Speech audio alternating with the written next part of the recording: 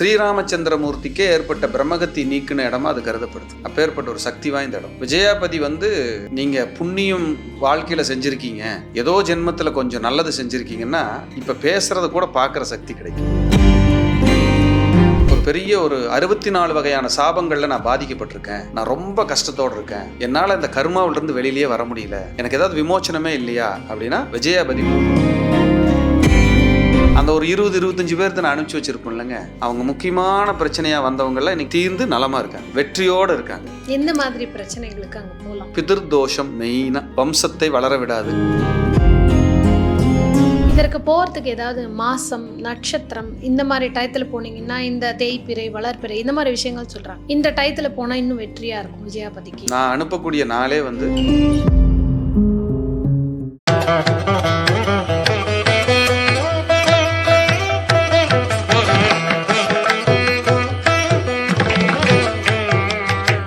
பேசு தமிழா பேசு மற்றும் திருவருள் டிவி இணைந்து முன்னெடுக்கக்கூடிய சனாதன தமிழர் சங்கமம் 2024 இந்த ஆண்டு வர நவம்பர் 24 வர ஞாயிற்றுக்கிழமை அன்னைக்கு காலை 8:44 தொடங்கி மாலை 4 மணி வரை சென்னை டி நகரில் இருக்கக்கூடிய ஹிந்தி பிரச்சார சபா சாலையில் அமைந்திருக்கக்கூடிய கிருஷ்ணசாமி திருமண மண்டபத்தில் நடக்க இருக்குது. காலை தொடங்கி மாலை வரை நடக்கக்கூடிய இந்த நிகழ்வுல உங்க எல்லோருக்குமே மதிய உணவு அங்கு ஏற்பாடு செய்யப்பட்டிருக்குது. சனாதன தர்மம் தொடர்பாக மிக ஆழமான உரைகளை நிகழ்த்துவதற்கு எண்ணற்ற பேச்சாளர்கள் வர இருக்காங்க. இது நம்மளுடைய குடும்ப விழா. நீங்க எல்லோரும் உங்க குடும்பத்தோடு வந்து கலந்துக்கணும்னு பேசு தமிழா பேசு சார்பாக அன்போடு வரவேற்கிறோம். சார் வணக்கம். வணக்கம் மேடம். சரி, நம்ம ஒவ்வொரு பதிவுகள்லையும் மக்களுக்கு தேவையான விஷயங்களை கொடுத்துட்டே வரோம் ஒன்னொன்னா. இன்னைக்கு அருமையான ஒரு கோவில், அதாவது கோவில் பற்றி நிறைய தகவல் சொல்கிறீங்க, கிரக சேர்க்கையோட ஜாதகத்தோட இணைத்து சொல்கிறீங்க, இவங்களுக்கு ஒரு விடிமோட்சம்ன்றது கிடைக்கும் அப்படின்னு. விஜயாபதி பேர்லேயே ஒரு விஜயம் இருக்குது. இந்த கோவிலினுடைய சிறப்புகள் என்னன்னு சொல்லுங்கள், யார் யார் போகணும், என்ன மாதிரி விஷயங்கள் பண்ணோம் அங்கே போய்? கண்டிப்பாக. திருவருள் நேயர்களுக்கு என் அன்பான வணக்கம். விஜயம் என்றால் வெற்றி என்று அர்த்தம், பதி என்றால் இடம் என்று அர்த்தம். வெற்றிக்கான இடம் விஜயாபதி. வெற்றிக்கான இடமாக விஜயாபதியை பார்க்கிறோம். மகரிஷி மகரிஷிகளுக்கு என்று தனிச்சிறப்பு இந்த பூமியில் நிறைய இருக்கு.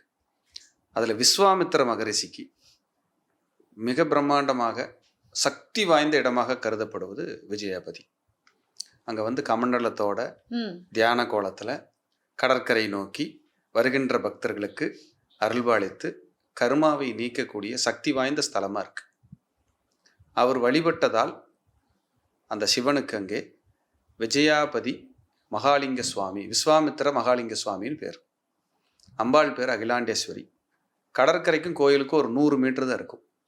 அங்கே கோயிலில் நின்னா கடலினுடைய அலை சத்தம் கேட்கும்.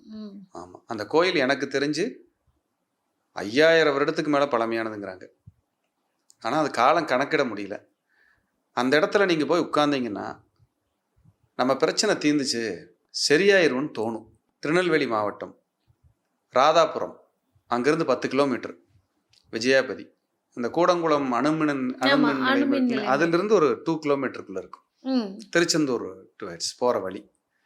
ரொம்ப சக்தி வாய்ந்த ஆலயம், விஸ்வாமித்திரர் ஆலயம். வெற்றி வேணா விஜயாபதி வாங்கங்கிறாங்க. வெற்றிக்கான ஒரு இடமா இருக்குது.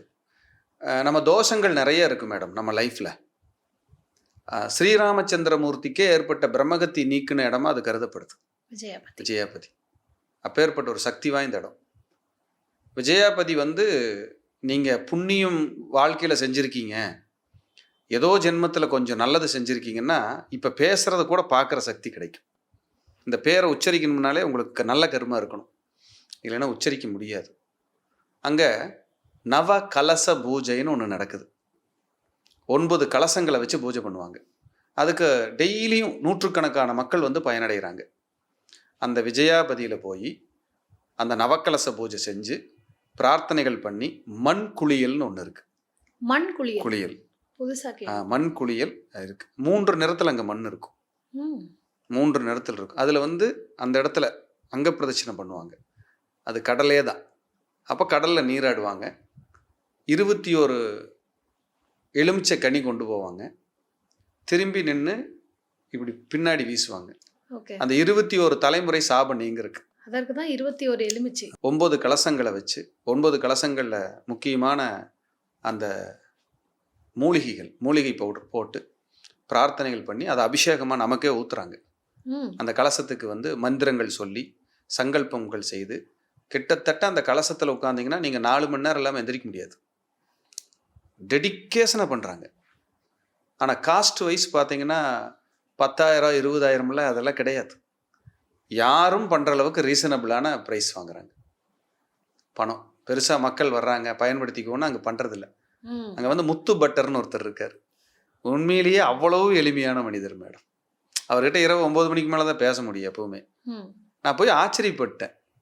ஒரு பெரிய துளியும் ஆசைகள் இல்லாமல் வர்றவங்க நல்லா இருக்கணுங்கிற எண்ணத்தில் அவர் மந்திரம் உச்சரித்தார்னா இன்னைக்கெல்லாம் கேட்டுக்கிட்டே இருக்கலான் இருக்கும். அப்படியான ஒரு உச்சரிப்பு. நான் என்னுடைய தாய்மாமனுடைய குடும்பத்தாருக்கு அந்த இடத்துக்கு நான் கூட போயிருந்தேன். அவர்களுக்கு அந்த ஒரு கலச பூஜை அங்கே நடைபெற்றது. நான் கலந்துக்கிட்டேன் நானும் கூட. தாய்மாமங்கிறதுனால அவங்க இன்றைக்கி ரொம்ப நல்லா இருக்காங்க. அது எனக்கு பிரசன்னம் பார்த்ததில் ஒரு உத்தரவு வந்துச்சு. சரி இங்கே அனுப்பி வைப்போம்.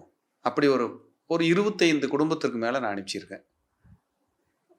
நான் கூட யாரு கூடயும் போகிறதில்ல. எங்கள் தாய்மாமா ஃபேமிலிங்கிறதுனால நான் கூட இருந்தேன். மற்றபடி அந்த ஹெல்ப்புக்கு வேணுங்கிறதுக்காக அந்த முத்து பட்டருடைய ஐயருடைய சாமியுடைய நம்பர் கொடுப்பேன். அவர் இரவு 9 மணிக்கு மேலே பேசினா அவங்க பேசுவாங்க.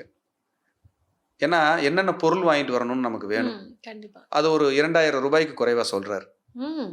பெருசாக ஒரு இது இல்லை. அது நம்ம கொஞ்சம் நகரங்கள்லேயே வாங்கிட்டு போய்க்கணும். ஏன்னா அங்கே எதுவும் கிடைக்காது.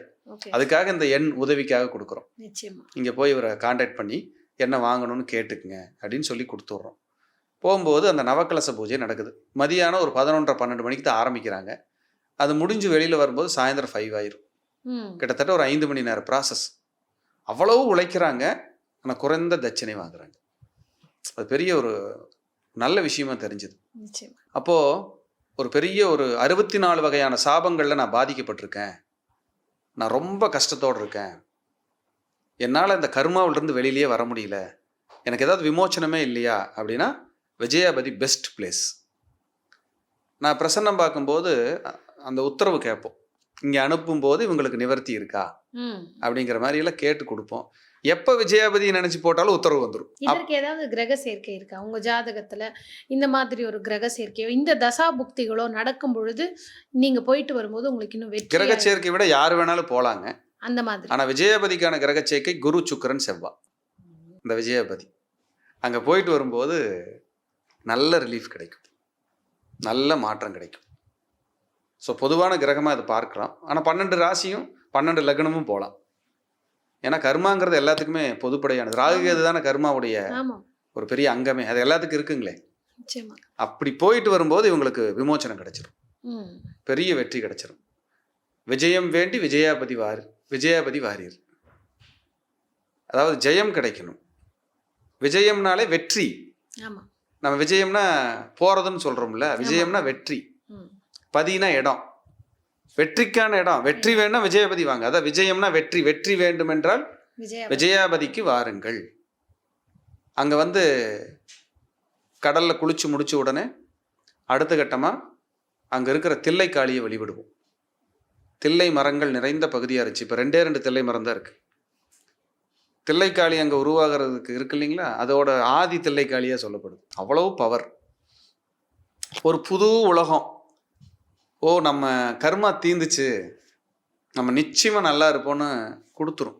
அந்த ஒரு 20-25 பேர்த்த நான் அனுப்பிச்சி வச்சுருப்போம் இல்லைங்க, அவங்க முக்கியமான பிரச்சனையாக வந்தவங்கெல்லாம் இன்னைக்கு தீர்ந்து நலமாக இருக்காங்க, வெற்றியோடு இருக்காங்க. எந்த மாதிரி பிரச்சனைகளுக்கு அங்கே போகலாம்? பிதிர்தோஷம் மெயினாக. வம்சத்தை வளர விடாது, வேலை கிடைக்காது, நம்ம உழைப்புக்கு தகுந்த ஊதியம் இருக்காது, எல்லா திறமையும் இருக்கும், ஒரே இடத்துல தேங்கி கிடப்போம். நிறைய திறமை இருக்கும், ஒரே இடத்துல தேங்கி கிடப்போம். நம்ம சொல்லுக்கும் செயலுக்கும் வித்தியாசமாக நடந்துக்கிட்டு இருப்போம். சொல்லுக்கும் செயலுக்கும் வித்தியாசமாக இருக்கும். நம்ம கமிட்மெண்ட் கொடுத்துட்டு நிறைவேற்றாமல் இருப்போம். ராங் கமிட்மெண்ட்டாக மாதிரி பேரு கெடும். இதெல்லாம் ஸ்பின் பேக் எண்டில் சாபமோ கோபமோ நம்ம டிஸ்டர்ப் பண்ணிட்டு இருக்குன்னு அர்த்தம்.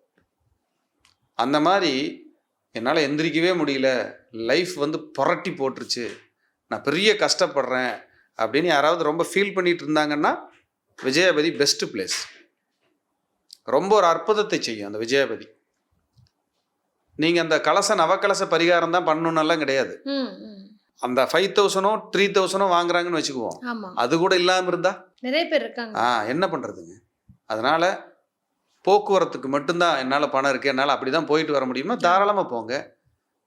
குருக்கிட்ட போய் நின்றுங்க, மகாலிங்க சுவாமியை வேண்டிக்கிங்க, அகிலாண்டேஸ்வரி வேண்டிக்கிங்க, விஸ்வாமித்திர சுவாமிகளை வேண்டிக்கிங்க. பிரம்மரிஷி பட்டம் பெற்றவர். பிரம்ம ரிஷி பட்டம். சித்தர்கள், ஞானிகள், பிரம்ம ரிஷிகள்னு ஒரு பாயிண்ட் இருக்கு. பிரம்ம ரிஷிங்கிறது டாப். அப்படி போய் அங்க தத்ரூபமா உட்கார்ந்துருப்பாருங்க. போனீங்கன்னா கமண்டலத்தோட நமக்கு இன்னைக்கு விட கிடைச்சிருச்சுன்னு நினைச்சிருவோம். அப்படித்தான் அங்க இருக்கும். ஆனா பயம் ஒன்று சுத்தி எந்த இடம் இருக்காது. விஸ்வாமித்திரருடைய ஆலயம், சிவன் ஆலயம், அம்பாள் ஆலயம், கடல். இதை தாண்டி அங்கே நீங்கள் எதையும் பார்க்க முடியாது. போனீங்கனாலே திரும்பி வரும்போது நிச்சயம் திருப்பத்தோடு தான் வருவீங்க. அதை பயன்படுத்திக்கணும். கரெக்டாக போனீங்கன்னா வெற்றி உண்டு. அந்த நான் இப்போ வரைக்கும் அனுப்பித்த அந்த 20 to 25 கிளைண்ட்டுகளும் விமோச்சனத்தோடு தான் இருக்காங்க. மாற்றுக்கிறதுக்கெல்லாம் இடமே இல்லை. அடியேனும் போய் அங்கே பிரார்த்தனை பண்ணி முக்கியமான விஷயங்களை எல்லாம் வேண்டி சின்ன சின்ன இடர்பாடுகளில் இருந்தெல்லாம் வெளியில் வந்து மனநிறைவோடு ஒரு நல்ல வாழ்க்கை கொடுத்த சித்தர் பெருமான் மகரிஷி இருக்காருன்னா அது விஸ்வாமித்திர சுவாமிகள் தான். இதற்கு போகிறதுக்கு ஏதாவது மாதம், நட்சத்திரம் இந்த மாதிரி டயத்தில் போனீங்கன்னா, இந்த தேய்பிறை, வளர்பிறை இந்த மாதிரி விஷயங்கள் சொல்கிறாங்க, இந்த டயத்தில் போனால் இன்னும் வெற்றியாக இருக்கும் விஜயாபதிக்கு. நான் அனுப்பக்கூடிய நாளே வந்து ஞாயிறு அல்லது வியாழன் அல்லது அமாவாசை, இந்த திதிகளில் தான் நான் அனுப்புவேங்க. அப்படி போயிட்டு வரும்போது இவர்களுக்கு ஒரு வெற்றி கிடைக்கும். இதெல்லாம் இல்லை, நீங்கள் எந்த நாள் வேணாலும் போங்க, இந்த நாளுக்குன்னு ஒரு சக்தி இருக்குது. நிச்சயமா போயிட்டு வரும்போது பலன் உடனடியே கிடைச்சிரும். நிறைய எங்களோட உறவினர்களே 4 பேர் சாட்சிக்கு இருக்காங்க. போயிட்டு வந்து ரிலாக்ஸாக ரிசல்ட்டு, இவர் ஜோசியம் தான் பார்க்குறாரோ அப்படின்னு நினைச்சாலுங்க, ஏதாவது சொல்லுங்க தம்பி 2 நிச்சயமா அப்படின்னு கேட்குற அளவுக்கு அங்கே விமோச்சனம் கிடைச்சிருக்கு. கண்டிப்பாக. இதை வந்து நம்ம ஜாதகம் பார்த்து பிரசன்னத்தை பார்த்து நீங்கள் எங்கிட்ட தான் பார்க்கணும், நான் சொல்ல மாட்டேன்ல, எனக்கு அந்த எண்ணமே கிடையாதுங்க. எல்லோரும் இன்புற்று வாழ்க. இதை பார்க்குற திருவருள் நேயர்கள், திருவருள் டிவி அன்பர்கள் போய் பயன்பெறுங்க. அருமை. பயன்பட்டு நல்லா இருங்க. அதிகபட்சமாக ஒரு 80 வரைக்கும் இருப்பாங்களா?